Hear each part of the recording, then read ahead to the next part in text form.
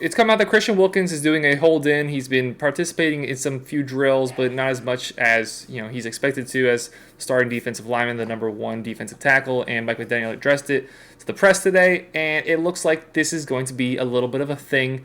As to whether he holds out when the season comes and doesn't play week one, I don't expect that to happen. But we're at the point when you're doing the hold in, and even though he is participating a little bit, it is up in the air, and we'll see what happens. But Donovan, you and I have a couple different philosophies on it. The people have already heard my perspective on today's video earlier. If you haven't, go click that, or just wait a few minutes and I'll get in and say my piece. But they've heard my point about how maybe it's not a bad idea to trade him. And honestly, before I even let you say it, I actually kind of had an epiphany last night at like 2:30 in the morning. I'm like, wait a minute, do we need Christian Wilkins? And then boom, this happens today. So, it's just it was just perfectly drawn up by the NFL script writers that Jacob was able to have an epiphany last night before this happened today. Try to convince me and convince the people why we shouldn't trade Christian Wilkins. Well, before I get into the trading part, I do want to talk a little bit about the hold in itself. Okay, yeah, go ahead. It's not really as big of a deal as people are kind of like making it out. I think it's more of like, remember when Xavier Howard had a hold in a few years ago? He still participated in all the practices. Mika Fitzpatrick, same thing. They just didn't participate in team drills. They did the individual drills. So remember when we were at the practice and they were running the individual groups? Christian Wilkins is still doing that stuff. In fact, during the joint practice today, he sat there with all the defensive linemen, all the defense with his helmet on, just not actually getting in there. Like, he was still coaching up his teammates, still, laughing and BSing with his teammates. It's pretty much just to prevent any possible injury during the contract negotiations. And truthfully, I think these negotiations get done this week. I think that they get done before the game on Saturday. I think he plays in the game on Saturday. I'm going to go that far to say that. Okay, before we actually get into the discussion, I think zero chance either of those things happen. If he's at the point right now where he's holding in, that clearly means that they're not close enough for comfortability that it's going to get done soon. Like, yes, maybe it's not exactly what it's chalked up to be, and we've seen kind of with like Jonathan Taylor came back to practice and just, as far as I'm aware, did pretty much nothing and then left again. It's not one of those situations where players there but not active. He is active. He is doing some workouts, but I don't think he'd go through this struggle, this headache, if they were genuinely that close. If they were that close, I'd want to be on the field and continue to prove my worth, especially as a team captain who's supposed to be there. He's one of the leaders of the defense. I don't think if it's really that close that, we're doing this on Wednesday, the video will probably be out tomorrow morning, on Thursday. If he's really that close, I don't think he'd be going through all this, especially knowing the guy he is. Look, we saw what happened with X. He requested a trade in the whole shebang and had a hold in, and we saw all of this before. And the Dolphins, Greer, they just need a little bit of a push. That's all it is. The Dolphins, I'm not sure what their number is now, but I remember at the beginning of negotiations, they started at like 15 million. We were talking about this a little bit earlier today. I think his final number is going to be somewhere between 20 and 23, probably closer to 23. You think he's probably getting it somewhere around 25 or more? I'm not necessarily saying that's what it's going to be. I'm saying that I think that's what he's asking for. If I were his agent, I'd be like, ask for 28. I'd ask for, if I was his agent, I'm asking for 30. Because, yes, like, it's nice to romanticize these guys as Dolphins players, and, they're one of us, but these are professional athletes that are trying to make money to, help their families. I'm not really sure his background situation, but, either way, he's trying to at the very least, set himself up for his future. And especially at a defensive line where you're just bashing heads every single play, you want to put yourself in as much financial security as you possibly can. So I'm taking, if I'm him, if I'm his family, if I'm his agent, I'm taking every possible penny I can get. I'm like, hey, what's Aaron Donald making? Screw it. One up it. Give me $34 million. Like, that's how ridiculous I'm being if I'm Christian Wilkins and his agent. Yeah, but the thing is that's not the realization of what they're doing. I mean, if that's what they were doing, like if they thought that they were going to be asking for that much, he wouldn't have been participating in camp from the very beginning. And now we know that he's not, that type of guy. He's wants to be there for his teammates. He wants to be there for his coaches.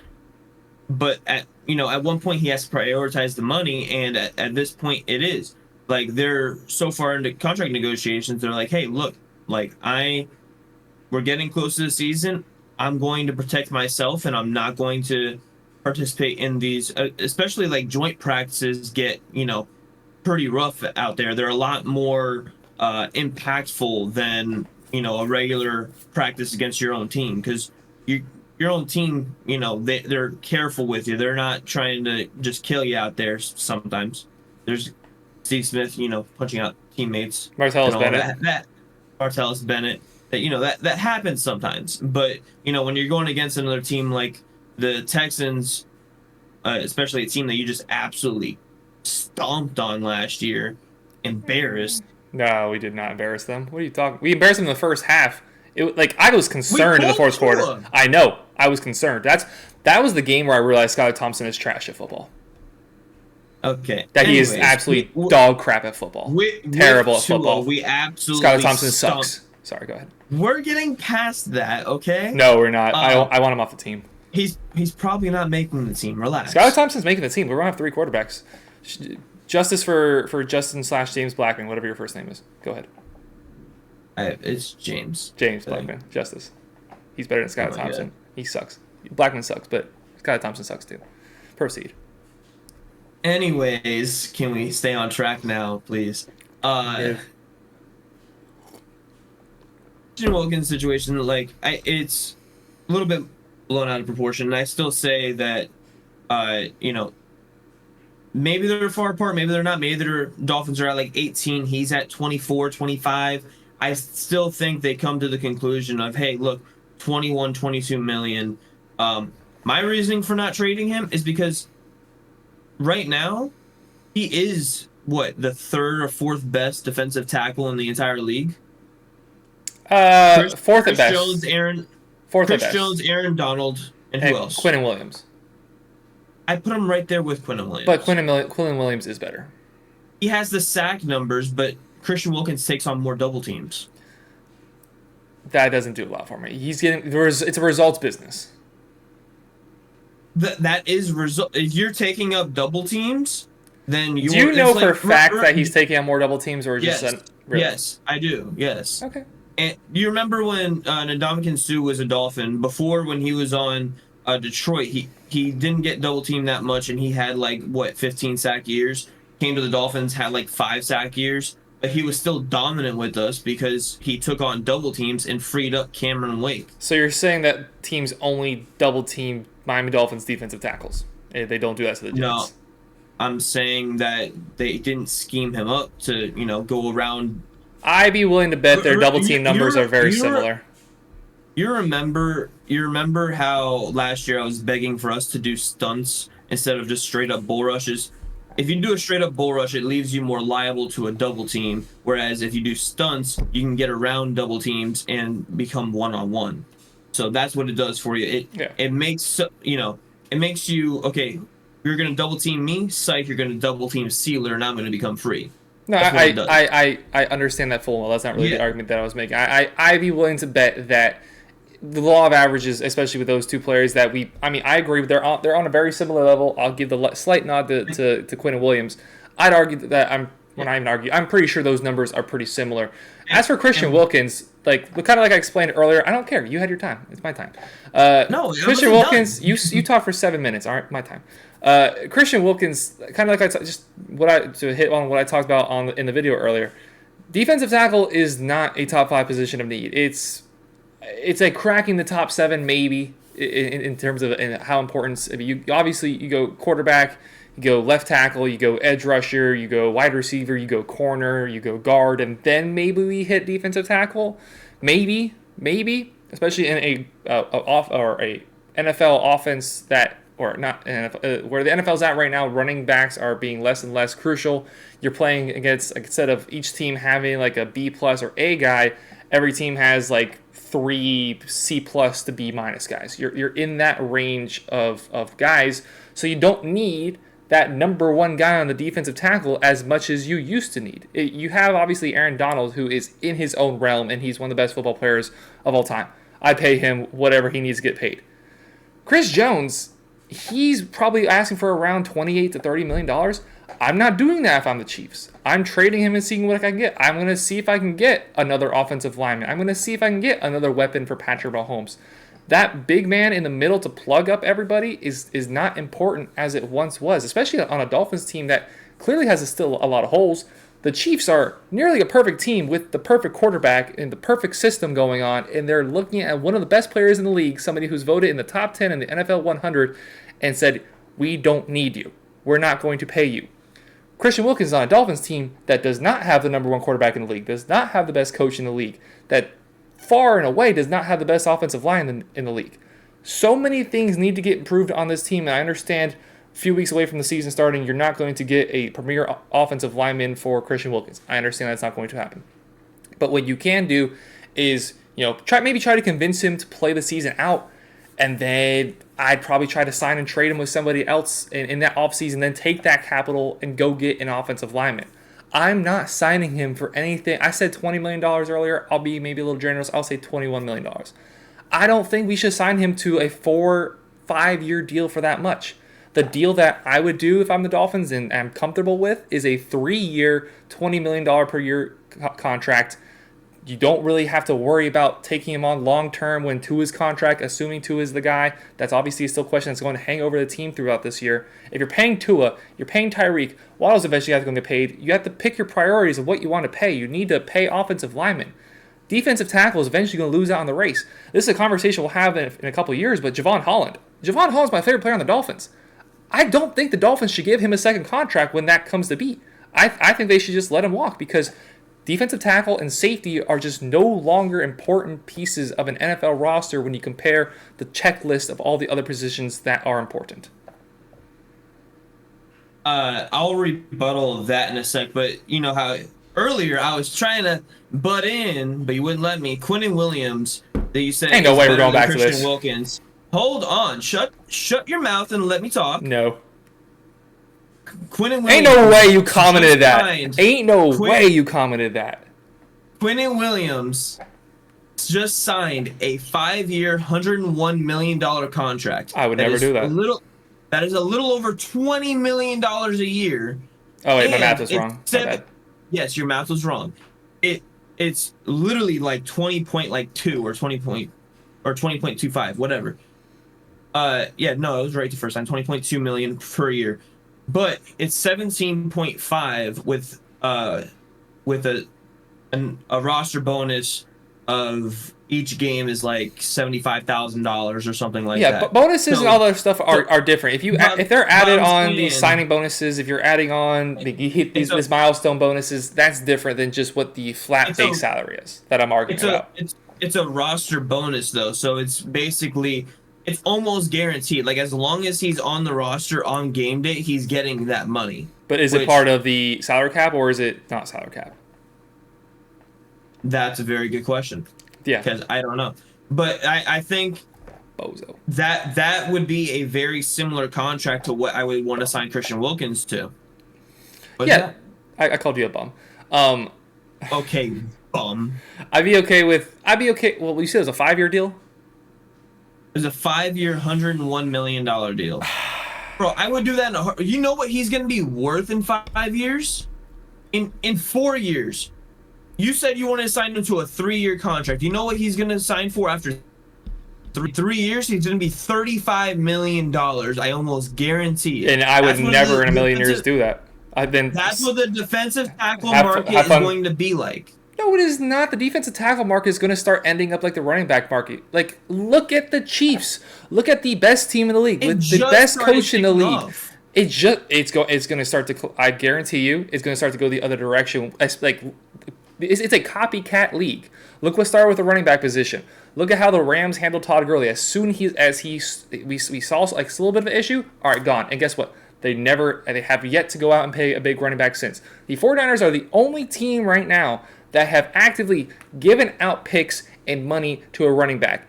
The running back market is in the tank right now. The defensive tackle position, I think, is going to follow a very similar trajectory. They do offer a little more because they're not just there for run stopping. They also get sacks. They get in the backfield and they do other things to disrupt the other team's offense. But it is less important, especially like you look at the money edge rushers are getting. I'd much rather spend $30 million a year on, let's say, just say the best edge rusher in the league than a $20 million defensive tackle. And right now the Dolphins have money tied into a lot of money tied into two defensive edges, as well as Jalen Phillips on his rookie deal. He's eventually going to have to get paid. I'd rather that money be forced out wide than forced into the middle. It's funny that you should mention how it's a copycat league and how since Todd Gurley hasn't been paid, or since Sean McVay said he's not going to pay another running back, no running backs have been paid, and they just like let go of Todd Gurley. It's funny you should mention that because all of the top teams in the NFL have paid their defensive tackles. Aaron Donald on the Rams, paid. Arik Armstead on the 49ers, paid. Yeah, they have. Chris Jones on the Chiefs. He's about to get paid. They're going to pay Chris Jones. I don't think they will. I think he's going to get traded. I think Chris Jones is the first domino like this to fall, and I think the Chiefs are going to have an incredibly successful season. Like, I don't think so. You could then argue about, okay, what about last year when they did that about Tyreek Hill? I don't think they're going to quite do that because it's a completely different situation where you have the best quarterback in the league. You can kind of just make it work with good enough skill position weapons. It's a completely different conversation about them letting go Tyreek Hill compared to them letting go of Chris Jones. Defense is already a lower priority than the offense. Like it's swung and it's really swinging. Like that gap is getting bigger and bigger. Look at the Cincinnati Bengals. Like yes, they've gone out and gotten certain guys, but they just let both of their starting safeties walk for free, getting nothing back in return. And how much did it affect their betting odds? I'd argue, or I don't know the number for a fact, but I'd say it's probably almost the same exact number letting their two top safeties go. Christian Wilkins, if he leaves the Dolphins today, do you really think that's going to affect the Miami Dolphins Super Bowl odds, betting wise? Think about what they did with the money that they saved from their safeties. They added to the defensive line, offensive line mostly, offensive line and defensive line. That's where they address the trenches, and the trenches is where you win football games. So you need a defensive tackle in there. Who do they get? At least a competent one. Who do they get on the defensive line? We do have other competent defensive tackles. That's another point. We have Raekwon Davis. We have Zach Zeeler. We have Brandon Pili. We have the ability to we watch the practices. We have the ability to just throw people at defensive tackle and it works. But after that, it's not good. After that, it's completely garbage. After those four, name me a team that has a good fourth string defensive tackle. I don't know. Exactly. You don't need a good fourth string defensive tackle. That's not important to winning. But it's important to keep okay, I love Zach Sealer. I do. I love Raekwon Davis. I do. I don't want them on the field for 56 snaps a game. I want Christian Wilkins out there for 56 snaps a game. I want Zach Sealer on there for 30 to 40. I want Raekwon Davis out there for 30 to 40. Brandon Pili, I don't even want him out there for more than 25 snaps right now. Yeah, it's not ideal, but when it's a salary cap league and you can only shuffle money around so much, and we have a horrible offensive line. We've seen that. That's what I'm saying. I'm not saying get rid of him right now. I'm saying try to get him to play out this deal, maybe add some extra money on for this individual season, and then next off season because I'm pretty sure that he has. This is his last. Is this his last year or next year gonna be his last year? Okay. So technically speaking, they can't touch this contract for this year because it's his 5th year deal. It's his 5th year. Then so they can't be tough. They can't touch this contract. Then I'd be tough. You're gonna play or you're not gonna play, and you can show up or not show up. They can extend him, but they can't touch this contract because it's part of the. So maybe add a 1-year extension on top of it and trade him next offseason and let him go get paid. I'm not saying he himself doesn't deserve to get paid. As a player, as a person, I hope he does end up getting his money, but I just hope it's not the Miami Dolphins if it's a number more than $22 million a year. What's good, sir? We're yelling about Christian Wilkins. We should not pay him. Anything more than $22 million. Look at the state of the. How can you look at the offensive line? 22. Would you rather? I'm concerned it's gonna be more than that. I added the caveat in the beginning. Well, Zach If we Steeler can and get it Raekwon around, Davis are going to be getting 25 combined. if we can give him around 20, 21, 22 million dollars, the 22 I'm like starting to cringe at, but if it stays in that range, I added the caveat, like that's fine. That's okay if we get it there. I am just concerned that he's asking for 27, 28, maybe upwards of 30 million dollars, because if I were him, that's exactly what I would do. Even if it's like $25 million, $25 million over a 4-year contract, that concerns me a lot when the offensive line sucks. I'd rather have, like you mentioned, like you were talking about, have Zach Zeeler and Raekwon Davis out there each for 30, 40, 50, 60 snaps each, and have backups come in, and maybe they're not as good, but I don't really care. I'd rather have that situation than be able to. I'd rather have that situation and be able to allot $25 million more to the offensive line. Go get yourself a star right tackle. Go get yourself, if not one player, go get yourself a left guard and a right guard, or a left guard and a decent right tackle. However the money wants to be thrown around. The offensive line is horrible. It is so bad. And Teron Armstead, who knows how long he's going to hold up for. Connor Williams, he himself is going to be a free agent at the end of the year. There's so much red glaring lights when it comes to this offensive line, and you're just going to throw money everywhere else on the team, but the offensive line sucks. Wilkins. We're going to have the same amount of issues that we did last year. I'm with Cap's question. Dalton Reisner, pay Wilkins. I'm going pay Wilkins, 100%. But regardless of that fact, right? If we franchise tag next year's $20 million. What we can do as a franchise, if we extend him, we can structure it so next year is like $10 million. Because if we franchise tag him, we have to pay him 20, right? Yes. Whereas that would make 5 players that are getting paid over $20 million next year. That hinders the cap. However, you can manipulate the cap to make it a back end, just heavily guarantee it.